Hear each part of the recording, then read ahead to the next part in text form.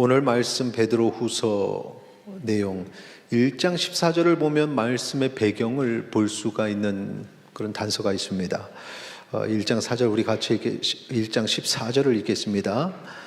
이는 우리 주 예수 그리스도께서 내게 지시하신 것 같이 나도 나의 장막을 벗어날 것이 임박한 줄을 알미라. 자, 베드로가 편지를 쓰는 데 있어서 지금 배경에 여기 표시된 거 보니까 나의 장막을 벗어날 것이 임박한 줄을 알미라. 그래서 이 편지를 쓰는 것입니다. 이 베드로의 이 표현을 보니까 사도 바울이 전제와 같이 부어지고 떠날 시각이 가까웠노라 라고 얘기했던 디모데에게 썼던 편지가 생각이 납니다. 그러면서 이렇게 평생의 주를 위해서 헌신한 이들은 이제 주님 부르실 그때가 가까워오는 걸 느끼고 그때 이제 주님이 나를 부르시는구나. 얼마나 그 마음이 기쁨으로 풍성할까. 그게 두려움이 아니죠. 하나님 앞에 주어진 사명 다 감당하고 그리고 이제 하나님이 부르시는 그 천국으로 갈 준비를 하는 그의 모습들을 바울도 볼 수 있었고 오늘 본문의 베드로도 볼 수 있습니다. 바라기는 우리도 죽음 앞에서 죽기 싫어, 두려워, 한 것도 없어, 허무해, 다 헛된 것이야. 누가 그랬다 그래요. 돌을 오랫동안 닦고 수련을 오랫동안 한 사람인데 죽기 직전에 다 소용없는 거라고 아쉬워했답니다. 그러나 믿음을 가진 자, 하나님이 주신 사명을 다 완성한 자는 이렇게 기쁨으로 삶을 정리하는 모습을 보면서 우리도 그렇게 되기를 축원합니다. 여기서 특별히 베드로가 내가 장막을 벗어날 시간이 임박했다 이렇게 얘기를 하는데 이게 노년이 되어서 이제 기력이 쇠하여지고 그러면서 느끼는 느낌이 아닙니다. 왜냐하면은 베드로가 순교를 했거든요. 그리고 이 편지를 쓰던 그 시기 이미 말씀드렸습니다만 네로 황제의 대박해가 있던 시기, 그래서 신앙생활 하는 것이 점점 어려워지고 너무너무 힘든 그런 시기가 됐던 겁니다. 우리의 세대도 이제 한 세대가 지나가고 새로운 세대가 오면서 신앙생활 하는 것이 어려워졌죠. 예전에는 신앙생활하는 그리스도인들이 어떤 사회의 중심적인 리더가 됐고 또 그 전에는 교회 가면은 더 뭔가 문화적으로도 그렇고 지식적으로도 그렇고 사회적으로도 그렇고 사회 복지에 있어서도 앞서가는 사회의 리더급이었는데 이제 어느 순간에 사회의 소수 마이너가 이렇게 됐습니다. 교회 다니는 사람이 없다 그래요. 젊은이들은 주변에 교회 다니는 친구 찾기가 쉽지 않고 그런 문제들이 있죠. 그래서 그것도 힘들어지는데 이제 그 다음 단계에 들어가면 우리 이 박해라는 거죠. 신앙생활 하는 것 자체를 박해하는 시대가 있다는 겁니다. 그게 당시에 그랬다는 거죠. 이 네로 황제의 대박해 때문에 이 소아시아 지역 전체 교회가 그 박해 때문에 너무 힘들었고 베드로도 신앙의 박해로 인해서 결국은 순교를 당하게 되는데 그 바로 순교 당하기 직전에 이게 이런 상황에 신앙생활을 해야 되는 이 성도들을 위해서 내가 무엇을 얘기를 해야 될까?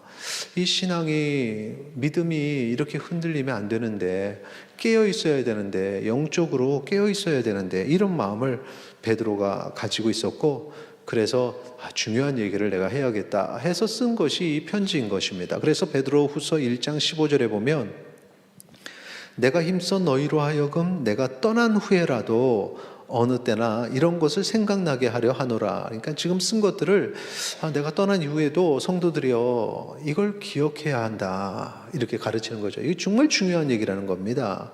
12절에도 같은 표현이 있습니다. 12절 13절 같이 읽겠습니다. 그러므로 너희가 이것을 알고 이미 있는 진리에 서 있으나 내가 항상 너희에게 생각나게 하려 하노라. 내가 이 장막에 있을 동안에 너희를 일깨워 생각나게 함이 옳은 줄로 여기노니. 자, 여기에 이 장막에 있다. 땅의 장막이죠. 하늘의 장막이 있고 땅의 장막이 있는데, 땅의 장막에 있는 동안에 내가 이거를 계속 얘기해서 좀 생각나게, 항상 깨어있게, 그 영적으로 각성하도록 깨어있도록 좀 하는 게 필요하다라는 것입니다. 그런데 이제 12절에 너희가 이것을 알고 이미 있는 진리에 서 있으나 라는 거죠. 이제 택함 받은 자로서 우리는 진리의 편에 서 있는 사람인데, 그럼에도 불구하고 진리에 서 있는 사람들도 계속해서 깨어야 되고 생각나야 하는 그런 것들이 있다라는 겁니다. 그러니까 분명히 우리가 나 믿어 끝이야 이게 아니라는 거죠. 믿음을 가진 자들이 항상 깨어 있어야 된다는 것, 이게 아주 중요하다는 겁니다. 그러니까 우리가 거기서 이제 그것이 무엇일까? 이게 베드로의 유언이라는 사실을 우리가 알 수 있죠. 베드로가 성도들이 반드시 알아야 될 그것이 무엇일까? 그래서 그 시각으로 베드로후서 1장서부터 읽으니까 2절, 3절에 반복되는 한 가지가 있습니다. 2절 보세요. 우리 밑줄 그은 부분에 뭐라고 합니까? 하나님과 우리 주 예수 그리스도를 알므로. 그래서 하나님을 알고 예수님을 아는 것. 3절에 가서도 마찬가지죠. 우리를 부르신 이를 알므로, 아는 것. 예. 하나님을 그런 책도 있어요. 그런 책도 있어요. Knowing God, 이런 외국 사람이 쓴 책도 있는데, 하나님을 안다는 것, 이게 정말 중요하답니다. 하나님을 아는 것. 하나님은 어떤 분일까요? 거기 3절에 쓰인 내용 같이 읽겠습니다. 그의 신기한 능력으로 생명과 경건에 속한 모든 것을 우리에게 주셨으니 이는 자기의 영광과 덕으로서 우리를 부르신 이를 알므로 말미암음이라. 아멘. 여기 보니까 그분은 어떤 분이냐? 그의 신기한 능력으로 생명과 경건에 속한 모든 것을 우리에게 주신 분이다. 생명을 주셨고 경건을 주셨다. 거기에 관련된 걸 주셨다라는 거죠. 이 생명은 영생이죠. 그래서 육신의 삶이 아니라 육신의 죽음 이후에 영원한 삶을 우리에게 주신 분. 경건은 우리 삶 속에서 나오는 거룩함을 말하는 겁니다. 천국에 들어가면 모두가 다 거룩함을 덧입게 되는데, 이 땅에서 주었다 했는 것, 말하는 것은 없는 가운데에 얻은 거죠. 그러니까 경건하지 않은, 거룩하지 않은 불경건한 자에게 경건함을 주신 거죠. 그래서 이 경건은 우리의 삶 속에서 우러나는 거룩함입니다. 그래서 두 가지를 얘기해줘. 생명을 주셨고 경건을 주셨다. 하나님께서 우리에게 영생을 주셨다라는 것은 여러분이 모두가 다 고백을 하고, 네, 우리는 천국에 소망이 있습니다 라고 얘기를 하는데, 그런데 경건을 주셨다, 거룩함을 주셨다, 거기는 입이 썩 들어가요. 내가 경건한가? 그렇게 말할 수 없어요. 근데 우리의 이 경건은 나의 경건이 아니라 이 경건 또한 성령께서 우리와 함께 하심으로 나타나는 경건인데, 이것이 어떻게 우리 안에 깨달아지고 우리의 삶에 드러나느냐? 하나님을 아는 것, 예수 그리스도를 아는 것. 예. 그렇게 알을 통해 가지고, 그래서 우리는 하나님을 더욱 깊이 알아가야 되고 예수 그리스도를 더욱 깊이 알아가야 되고, 하나님이 이러신 분이구나, 하나님이 나에게 원하시는 것이 이것이구나 라는 그런 어떤 깨달음이 있어야 되는 거죠. 깨달음이라고 표현했는데 이거는 체험이라고도 말할 수 있고, 하나님의 말씀이 선포되는 순간에 감동으로 느껴질 수도 있고, 내가 주의 자녀가 되어야 되고, 내가 주의 일꾼이 되어야 되고, 내가 주의 군사가 되어야 된다는 그런 영적인 깨어짐, 영적인 자각, 그래서 영적 각성이 필요하다라는 것을 우리가 이 시간에 깨닫게 되기를 소망합니다. 그래서 우리가 하나님을 알아야 되네. 하나님께서 우리의 거룩한 자녀가 되게 하시고 영생과 거룩함, 경건을 주셨습니다. 그런데 그걸 어떤 식으로 주셨는가? 앞에 그 표현을 보니까 다시 한번 베드로후서 1장 3절에 그의 신기한 능력으로 우리에게 그것을 주셔서, 그 다음에 우리가 어떻게 됐느냐? 자기의 영광과 덕으로서 우리를 불렀다. 그러니까 우리가 죄인 되었을 때, 우리는 하나도 드러낼 것이 없는 영광도 없고 덕도 없고 그런 생명도 없고 경건도 없는 죽은 자와 같은 그런 나를 부르시는데 하나님의 영광으로 우리를 부르셨다. 근데 그 부르신 방법이 신기한 능력이다 했습니다. 이 신기한 능력이 무엇이냐? 바로 이겁니다. 위대하신 하나님께서 우리 가운데 임하신 것, 이게 신기한 능력입니다. 이 땅에 오신 하나님, 그리고 죄 없으신 하나님이 모진 고난을 당하시고 십자가를 지신 것, 이것이 바로 신기한 능력입니다. 그리고 그 죄에서 예수 그리스도께서 죽으셨는데 그것은 예수 그리스도께서 죄가 있으셔서가 아니라 내 죄를 대신해서 그곳에 죽으심으로 말미암아 내 죄를 대속하셨다는 사실, 이것이 신기한 능력입니다. 그래서 우리는 이 죄를 대속할 필요가 없어진 겁니다. 그 죄에서 자유함을 얻게 된 것입니다. 이것이 신기한 능력으로 이루어진 줄 믿으시기 바랍니다. 그래서 이 능력을 믿는 자는 그 구속의 은혜에 감사하게 되죠. 놀라워하죠. 그리고 감사하고 주님께 영광을 올리게 되는데 그 순간에 하나님께서는 그 영광의 그늘 아래 그 거룩함 안에 우리를 두시고 내게 의로운 자라. 나의 의는 하나도 없습니다. 나의 거룩함은 하나도 없습니다.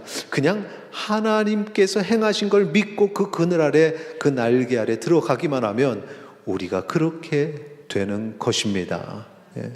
이런 게 있어요. 나는 원래 태생은 그런 태생이 아닌데 그냥 그 집안에 들어가서 거기서 먹고 자고 자라면서 거기 사람처럼 되는 거죠. 천국의 소망을 누리는, 그 천국의 하나님의 자녀로서 아주 귀공자가 되는 그 은혜를 우리가 받았다는 사실을 기억하시기 바랍니다. 그리고 이것을 그냥 예전에 들어서 스쳐 지나가고 어느 날 이것이 감동으로 왔는데 시간이 흘러가면서 또 지나가 버리는, 그게 아니라 날마다 새롭게 내 가슴에 와닿는 그것이 바로 하나님을 아는 지식이고 예수 그리스도를 아는 지식이니 오늘 이 사실이 새롭게 우리에게 놀라운 은혜로 임하기를 소망합니다. 베드로서 1장 3절, 그의 신기한 능력으로 생명과 경건에 속한 모든 것을 우리에게 주셨으니 이는 내 영광과 덕이 아닌 하나님의 영광과 덕으로서 우리를 부르신 이 그분을 알므로 말미암음이라. 하나님을 안다는 건 이렇게 놀라운 것입니다. 하나님을 알지 못해서 저 세상에 똑똑한 사람들이, 학문적으로는 똑똑한 사람들이 믿음을 갖지를 못하는 것입니다. 우리는 하나님을 아는 사람입니다. 놀라운 것은 우리가 하나님을 알고 하나님이 나를 아시니 그렇게 하나님과 내가 아버지와 자녀가 되는 줄 믿으시기 바랍니다. 바울도 같은 이야기를 빌립보서에서 했습니다. 3장 8절에서 9절 같이 읽겠습니다. 또한 모든 것을 해로 여김은 내 주 그리스도 예수를 아는 지식이 가장 고상하기 때문이라. 내가 그를 위하여 모든 것을 잃어버리고 배설물로 여김은 그리스도를 얻고 그 안에서 발견되려 함이니 내가 가진 의는 율법에서 난 것이 아니요 오직 그리스도를 믿음으로 말미암은 것이니 곧 믿음으로 하나님께로부터 난 의라. 할렐루야. 여기 보니까 그래 우리 주 내 주 그리스도 예수를 아는 지식이 가장 고상하니까 내가 다 버리겠다. 내가 가진 건 아무 소용이 없구나.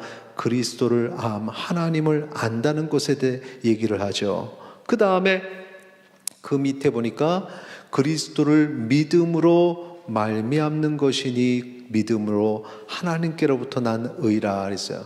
그러니까 하나님을 안다는 것은 무엇이냐? 하나님을 믿고 그리스도를 믿는다는 것이고 그것으로 말미암아 하나님께로부터 난 의를 우리가 얻게 되니 그것이면 됐다는 거죠. 하나님으로 받는 의면 된 거지 내가 하나 준비할 것이 없다라는 것입니다. 다 소용없는 거예요.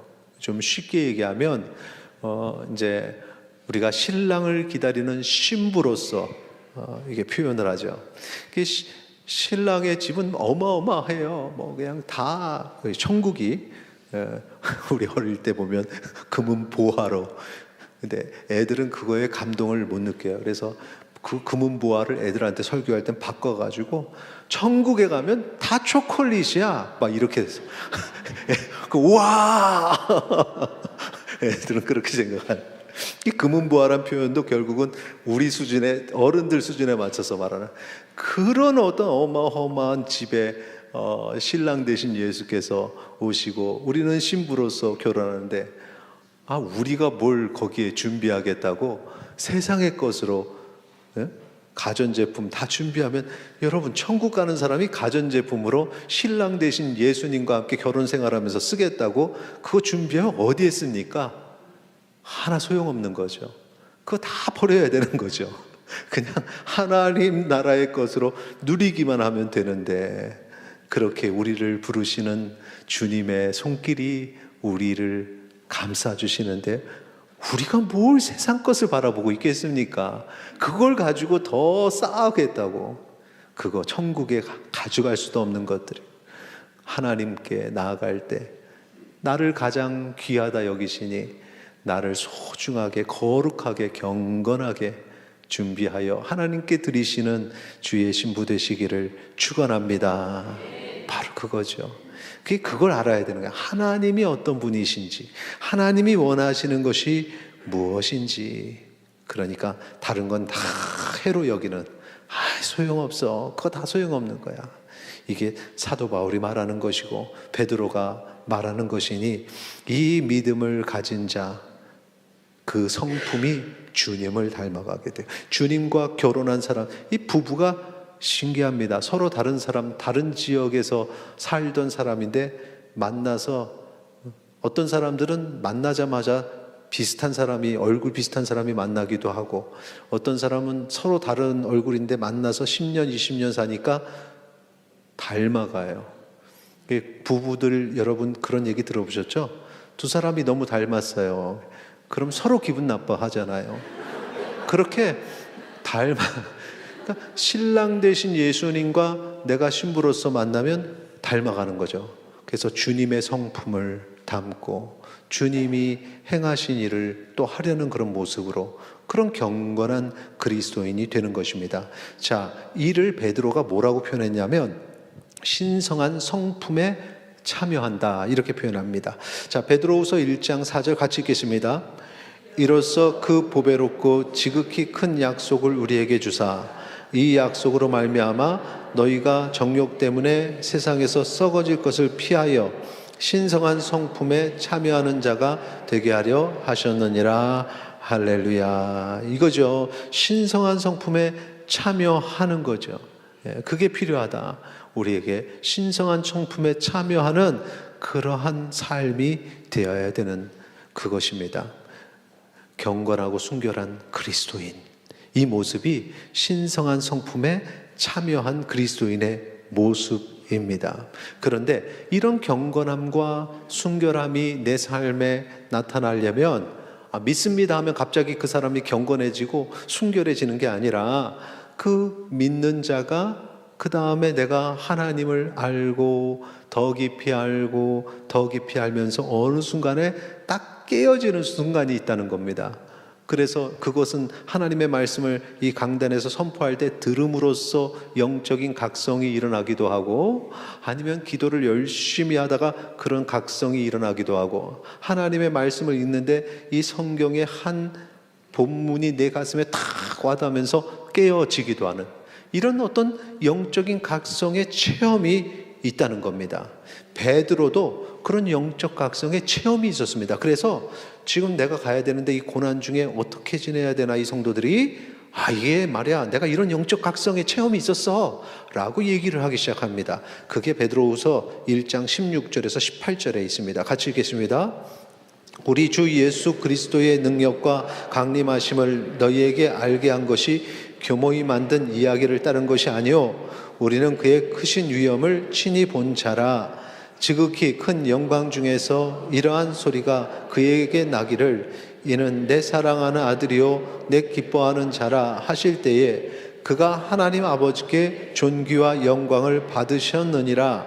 이 소리는 우리가 그와 함께 거룩한 산에 있을 때에 하늘로부터 난 것을 들은 것이라. 아멘. 우리는 그의 크신 위엄을 친히 본 사람이야. 이게 이제 예수님과 동행했던 그 얘기를 하는 게 아니라 지금 18절에 봐서 그건 거룩한 산에서 있었던 일인데, 그러니까 이게 무슨 얘기예요? 변화산에서 있었던 일입니다. 변화산에서 베드로가 이게 실제야 환상이야 하면서 본 것이 있었습니다. 그게 무엇인지 본문을 좀 찾아가 보죠. 마태복음 17장 1절 2절입니다. 같이 읽습니다. 엿새 후에 예수께서 베드로와 야고보와 그 형제 요한을 데리시고 따로 높은 산에 올라가셨더니 그들 앞에서 변형되사 그 얼굴이 해같이 빛나며 옷이 빛과 같이 희어졌더라. 할렐루야. 그러니까 예수님이 인간으로 오셔서 인간 예수로서 그렇게 스승님이요 그 예수님과 함께 그렇게 살았는데 변화산에 올라갔더니 그 모습이 아니라는 겁니다. 그래서 빛이 막 빛나는 거죠. 얼굴이 해같이 빛나고 옷도 빛과 같이 막 휘어지는 그 모습이 쫙 나타나는데, 근데 그때는 이미 죽은 사람들이에요. 모세와 엘리야가 함께 예수님과 대화하는 모습이 다 보이는 거죠. 그러니까 이 실제적인 삶을 사는 사람의 입장에선 죽은 자들도 나타나고 예수님도 내가 보던 예수님이 아닌, 그러니까 이게 환상인지 꿈인지 모르는 거죠. 그 현상을 다 본 거예요. 그때 하나님의 음성이 다 들리는데 마태복음 17장 5절 말할 때 호련히 빛난 구름이 그들을 덮으며 구름 속에서 소리가 나서 이르시되 그러니까 구름에 그러니까 하나님이 이렇게 선포하시는데 또 성령께서 임재하실 때에 그렇게 비둘기로 아니면 빛으로 구름으로 그렇게 현상들이 나타나기도 하죠. 이르시되 이는 내 사랑하는 아들이요 내 기뻐하는 자니 너희는 그의 말을 들으라. 이 말을 들은 겁니다. 그러니까 지금 내가 예수님을 본 사람이야, 인간 예수를 봤다 이게 아니라 예수님이 하나님의 아들 되시며 삼위일체 하나님 되심을 그걸 깨달은 겁니다. 그 순간에 영적인 자각이 딱 깨어짐이 각성이 있었던 거죠. 그래서 그 얘기를 한 겁니다. 내가 그 크신 위엄을 친히 본 자라.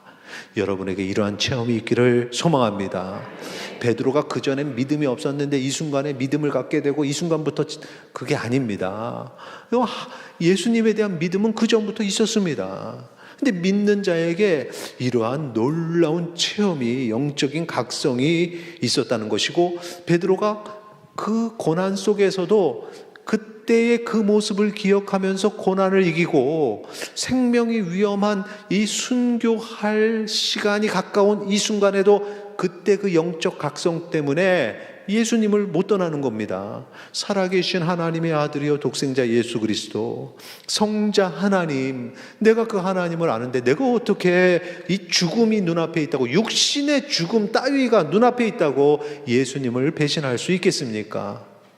그 뒤에 영원한 생명이 있고, 그래서 그 영원한 생명에 대한 소망 때문에 내 삶이 경건한 그리스도인의 삶이 되는 겁니다. 죽음을 두려워하지 않는 경건한 그리스도인의 삶의 모습이 그렇게 드러나는 것입니다. 그래서 믿음을 고백한다고 삶이 바뀐다? 직분 하나 받았다고 삶이 바뀐다? 그건 불가능한 일입니다. 그것과 상관없이 이런 영적인 깨어짐, 각성이 있는 주의 백성 되시기를 소망합니다. 그러고 나서 이제 삶의 변화가 나타나는 거죠. 그 다음에 이제 생활을 보니까 진정한 그리스도인의 경건한 삶을 살게 되는 겁니다. 그게 무엇인가? 베드로후서 1장 5절, 6절, 7절 같이 읽겠습니다. 그러므로 너희가 더욱 힘써 너희 믿음의 덕의 지식을, 지식의 절제를, 절제의 인내를, 인내의 경건을, 경건의 형제 우애를, 형제 우애의 사랑을 더하라. 아멘. 얼마나 중요합니까? 그러니까 그리스도인이 이런 삶을 무조건 사는 게 아니에요. 못 삽니다. 근데 영적인 깨어짐으로 하나님을 만나고 주님을 만나고 주님을 더욱 알게 됐을 때 내 삶이 이 중에 하나를 고르는 게 아니라 계속 쌓여지는 겁니다. 계속 믿음에서부터 시작해서 사랑까지. 그 중에 제일은 사랑이라 그러니까 위대한 사랑까지 계속 이게 쌓여지는 거죠. 이걸 읽을 때에 간절한 마음으로 내 삶이 그렇게 되기를, 우리는 말씀을 통해서 이미 영적인 각성을 한 사람들입니다. 그러니까 삶이 변해야 되죠. 자, 우리의 인생에 이것을 하나씩 더 하는 마음으로 같이 한번 읽겠습니다. 5절부터 시작. 그러므로 너희가 더욱 힘써 너희 믿음의 덕의 지식을, 지식의 절제를, 절제의 인내를, 인내의 경건을, 경건의 형제 우애를, 형제 우애의 사랑을 더하라. 아멘. 이제 형제 간에 싸운 사람은 빨리 가서 미안하다고 먼저 얘기해야 됩니다. 근데 형제 우애가 되게 힘든 것 같아요. 왜냐하면 뒤에 있잖아요. 그렇죠? 사랑 앞에 있네. 이게 높은 아주 그냥 하이 레벨인 것입니다. 시작이 믿음인데 완성은 사랑인데, 우리는 이 앞부분에 있을 때는 난 하나님을 알아, 난 하나님을 사랑해. 근데 그 하나님을 사랑하는 마음이 형제를 사랑하는 마음으로, 이웃을 사랑하는 마음으로 이어지기까지가 이렇게 힘든 겁니다. 믿음에서 마지막 사랑까지, 하나님을 사랑함에 있어서 끝나는 것이 아니라 하나님을 사랑하니 우리의 삶에 쌓여서 이웃을 사랑하는 경건한 그리스도인이 되시기를 축원합니다. 하나님을 사랑한다는 사람은 참 많은데 하나님을 사랑하기 때문에 이웃을 사랑합니다 라고 말할 수 있는 사람은 참 적습니다. 우리가 그런 경건한 그리스도인이 되기를 축원합니다. 이런 선한 행위들 통해서 얻는 유익이 있습니다. 10절 보세요. 10절 보면 부르심과 택하심을 굳게 하는 행위들입니다. 자, 같이 읽겠습니다. 그러므로 형제들아 더욱 힘써 너희 부르심과 택하심을 굳게 하라. 너희가 이것을 행한즉 언제든지 실족하지 아니하리라. 할렐루야. 그러니까 지금 앞에 대상은 뭐냐면 더욱 힘써 너희의 부르심과 택하심을 굳게 하라. 이미 부르심을 받았고 택하심을 받은 택자들입니다. 그런데 그 다음에 이제 영적인 자각을 통해서, 각성을 통해서 삶이 변화되는데 믿음의 덕, 지식, 절제, 인내, 경건, 형제 우애, 사랑이 쌓여가면서, 그러면서 이제 그들의 삶이 더욱 굳건해지는 거죠. 온전한 그리스도인으로서 굳건해지고 더 변해지는 거죠. 그러니까 여기에서 차이가 나는 겁니다. 삶이 달라져 있는 그리스도인들을 우리가 볼 수 있죠. 야, 저 사람은 참된 그리스도인 같아. 어떻게 저렇게 사랑이 풍성할까? 어떻게 저렇게 인내를 잘할까? 어떻게 저렇게 경건한 모습으로 살지? 이게 다 이 단계를 거쳐서 굳건한 믿음을 갖게 되는 거죠. 이런 사람들은 쉽게 흔들리지 않습니다. 실족하지 않습니다. 여기서 말하는 실족이라는 게 택함에서 벗어나는, 구원에서 떨어져 나가는 실족이 아니라 내가 택한 자라는 자각이 있고 하나님이 나를 사랑하시는구나, 이 깨어짐이 있고, 그렇게 살다가 실족하는 순간에는 이거 다 잊어버립니다. 택함 받은 자인지도 모르고 내가 하나님의 부르심을 받은 자인지도 모르고 사는 거죠. 이게 실족이 되는 겁니다. 실족하지 않게 한다는 것은 이 삶의 이런 모습들이 나오면서 항상 맞아, 내가 그리스도인이니까, 또 남들이 또 그렇게 얘기하니까 어쩌면 그렇게 집사님은, 권사님은 정말 온전한 그리스도인의 삶을 사시는 것 같아요. 이렇게 막 물으니까 이게 나를 흔들리지 않게 잡아주는 또 힘이 되는 거죠. 그렇게 나를 실족하지 않게 하는 행위들, 부르심과 택하심을 굳게 하는 행위들이라. 8절에서는 뭐라고 합니까? 이것을 같이 읽겠습니다. 이런 것이 너희에게 있어 흡족한즉 너희로 우리 주 예수 그리스도를 알게 게으르지 않고 열매 없는 자가 되지 않게 하려니와. 여기서는 뭐라고 합니까? 문제.